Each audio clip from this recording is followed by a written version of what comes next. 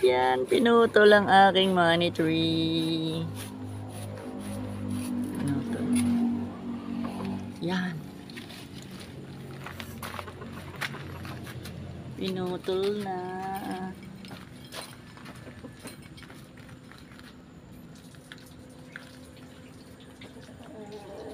Talagyan ko ulit yan ng plastic. Ito yung mga pinutol. Oh.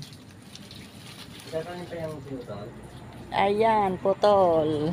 Ah, Ayan. kakain ko yan. Ewan ko kung sisibol to. Pinutol si money tree.